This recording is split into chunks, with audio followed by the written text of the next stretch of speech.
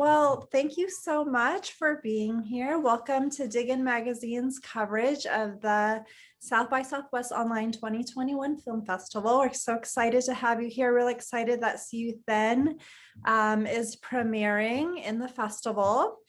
Congratulations on everything. Thank you. Yeah, and thank you so much. Yeah, I did get a chance to watch the film, and I really enjoyed it. And just to start off, how excited are you guys to have the film premiere at South by Southwest? Oh, it's a dream come true. I'm so excited. When we first got the announcement, I literally just went running through my screaming, and then I called my parents and I was like, I know I'm not supposed to tell anybody, but I just have to let you know, this is just so amazing. I went to South by Southwest in 2015, and that's actually I met our producer Matt Miller and Vanishing Angle, which is how the whole film got started. So without South by, this film wouldn't exist. So I really feel like it's almost like a home sort of situation with So premiering cool. at South by. That's really great. And I am a little familiar with Vanishing Angle. I know some of the people in the production company, and I noticed, Mari, that you also worked on Beast Beast. I did, yeah. Right? Mm-hmm. Yeah, I recently interviewed and featured Jim Cummings for that when it was released on Tubi. So I enjoyed that too. That was a great film. Yeah. But first off, just to start with you, Mari, I thought it was See You Then was a really interesting film. I mean, I haven't seen a film like it where it was just almost like pure dialogue. I mean, there was like various locations, but it was very focused on dialogue. And I have a question following for Lynn and Pooya. How did you come up with that idea of having the entire focus of the movie being a conversation between two women? I'd been wanting to make films since high school, feature length since high school. Most of the budgets of the scripts that I had written were very far outside of a first timer, particularly someone who's Asian American and someone who's trans. And so I felt like it would be really to tell a story that's a chamber piece between two characters and make it only entirely dialogue. As a director, I think it's important to recognize one's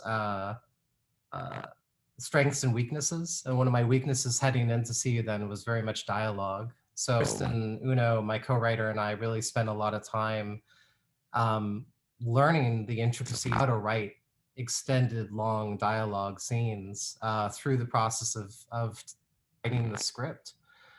And then now I've fallen in love with dialogue. Now I want to write dialogue and everyone add more dialogue to my other scripts. I'm like, where's all the dialogue? There's no dialogue. It's really cool. Yeah. It was very engaging, and just shout out to Lynn and Pooya for that. And I was wondering, like, in terms of just like keeping like the audience engaged, how was that for the two of you? Like starting with Lynn, like in terms of like that, I would think it takes a lot of skill to be able to carry a film with mainly pure dialogue. Yeah, I feel like there is an art to figuring out the beats of a scene that is that long and that many pages, and where to hold back and where to really go for it. It's like music, it's figuring out how to make it so that it's not monotone. And so we really just figured it out together. Once we had the lines down, we could really just go into it. And, a lot of it just came naturally, I feel, once we got into the rhythm, Pooya and I, and figured out, what emotions brought out, what lines brought out what emotions in each of us. Like, I think like life, it's interesting because it reflects a reality and a truth. And those are the kinds of stories that I'm most interested in telling. I'm less interested in, hitting you over the head with a point or with a joke. and more interested in reflecting what is real. I think people see themselves that way. At least I, as an audience member, appreciate that more. And so I try to do that as an actor as much as possible. Great. And how about you, Pooya? Hi. Hi, nice to meet you, by the Nice way. to meet Nice you. to have you here. Thank you for having me. Sure. I think this is the kind of movie I like to watch. I grew up loving, British movies that weren't necessarily action-packed, but it was about people connecting. It was about having the characters unfold their truths step by step through the movie, and that is the movie. And like Lynn said, yeah, it was basically, 80 pages of dialogue with very little else. But it was about these characters. Like, if you want to watch a car chase, this is not going to be the movie that you're going to go for. But if you are interested in seeing a character-driven story and starting from a point and ending in a very different spot by the end of the movie, getting surprised, getting hurt, falling in love, it's like regretting your past and all of that stuff, that would be the story. As to how to actually do it, like Lynn said, yes, there were times that, one scene is going to be like 10 pages. But when we sit and talk to someone over a drink, if you want to transcribe that, 2 hours of conversation, um, this was that, except that these people also hadn't seen each other for Right. a very long time. There was a lot to be said. And how I went into it is the audience is going to be like each of these characters, because these two characters know something about each other, but there's also so much that they don't know about each other. And they have that openness, that eagerness, and that desire to learn and find out why things happen. And I felt that's going to be the audience. Hopefully, that they're also going to be like, oh, okay, we learned this, but what? And if you wait another 10 minutes, then you're going to find the what and then the next what. It was like real life. Right. What hurts you, what makes you laugh, what makes you remember something in nostalgia, what makes you angry. And when you have someone like Lynn opposite you and you have someone like Marie directing you, it's a dream come true. I mean, I'm not going to lie, it's a dream come true. That's really cool. And I mean, it actually really resonated with me because I've definitely had those times with like old friends and like reunions where like, the night just keeps going on and on because you have so much to catch up on. And I was just wondering, like, did you both bring a lot of your experience into it in regards to like relationships and friendships and opening up and revealing things, like how at first it's hard to reveal and then things get revealed more and more as the night goes on? I felt it by how much we drank. I judged it, it's like, and if you look at it, it's almost like the distance, the physical distance between the characters lessens as the movie goes on. And I feel that is something that the characters bring with themselves. They kind of come on with guards, and then the guard slowly goes down, and then you get to the end, which the guards are down, and everything that comes out. I mean, I've never had quite that kind of an interaction with anybody in my life, thank God. Hopefully I will never have it in my real life. But to have that, to feel the love, and what is the other side of that coin is somebody that you are so close with, that you feel so vulnerable with. And when they hurt you, how much anger that can ignite. That part of it felt very real, because who are you hurt with the most?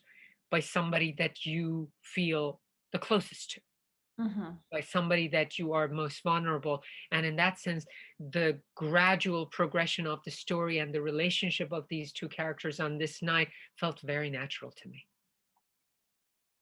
Yeah, I've definitely never had this experience exactly, or anything even close to this kind of confrontation, but certainly I've fantasized about seeing an ex and saying, this is how you wronged me, this is how you hurt me, let me tell you now what it was. And so the progression of seeing two people hold back from what they really want to say, you know, under the guise of like, hey, how's it going? And then as the night wears on and as more alcohol is consumed, loosening up and then finally being able to say what you want to say. I felt it in my body as an actor of like that release of like when you can finally say to somebody, you fucked up and I'm mad and I'm hurt and that will never change, you know? And that feels so good.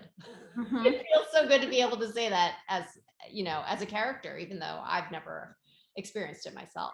It actually felt very good to watch that happen, because I think within us, like maybe, you know, all of us, you know, we've been through situations with friendships or like romantic relationships where maybe we're holding something down deep inside that we want to tell the person, where we were really hurt and it was like, it's so deep down that like, you know, you don't know if you can ever really say it. So to see like Lynn, you know, your character of Naomi, like come out and like express that, it was actually like really, it felt like an expression or like a relief for even myself watching it. So I thought that was really interesting. Yeah. Also, you know, I read the Deadline article on See You Then, and it mentioned, you know, the way it talked about the film was that it was like, you know, two friends, you know, talking and navigating womanhood. And I also found that to be a really interesting aspect of the movie, because there were a lot of points that were brought up about, you know, how women are perceived and like challenges that women have. And, you know, I thought that was great to like bring that to the surface and really have that as a topic of discussion.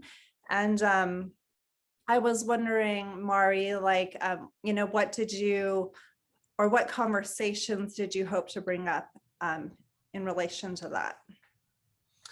I think when Kristen and I were first conceptualizing the story, I think a lot of those questions about what does it mean to be a mother, what does it mean to be a woman, how is it defined by our larger social circumstances, were all sort of going through my mind as the film started to sort of evolve.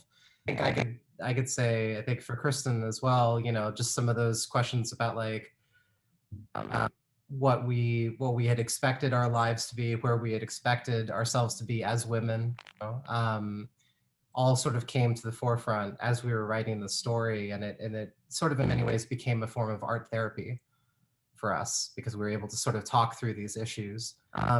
I think that's also sort of the power of being trans.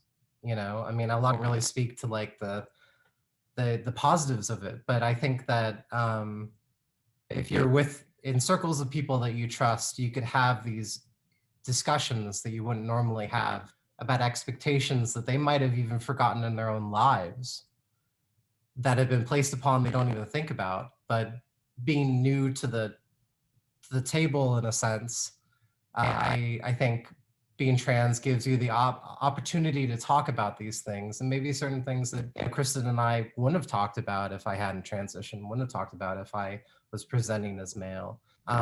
So I think that these discussions and conversations that we had, as we were having them, we were writing the script, but at the same time, we were also very cognizant that a lot of these conversations aren't seen on film and do need to be seen on film. And there are films like My Dinner with Andre, you know, that's super awesome, but it's also two men talking about friendship. Like, we need two women talking about friendship and relationships. That's important, and seeing peace here. And so our hope is that, you know, will be one of many that will hopefully be able to be open and express these thoughts and sort of move beyond the talk of transitioning and these sorts of experiences that we covered, particularly in the queer community, but just talking about humans and people and trying to find that universality within our story. Yeah, and that's such a relevant topic right now. And you know, in terms of for like trans individuals, and because, you know, a lot of trans individuals are coming out and expressing themselves. And I think that this is a really important film because, like you said, because it really, you know, it humanizes everyone. And, you know, not only bringing up the topic of, you know, trans, but also just like relationships, you know, in general, and just like a relationship between two women. So I think that's all very important, you know, in the landscape right now. So yeah, so thank you so much for making this film. And you know, thanks for your performances, Lynn and Pooya. You did a really great job, and I'm really excited for the world to see you then. So thank you so much. And you know, excited for the premiere. And it will be released on March 16th, and then will be on demand, correct, throughout the rest of the festival? Correct. It'll be on the online South by platform for the entire festival. So we're so excited. And thank you so much for speaking with us. This has been so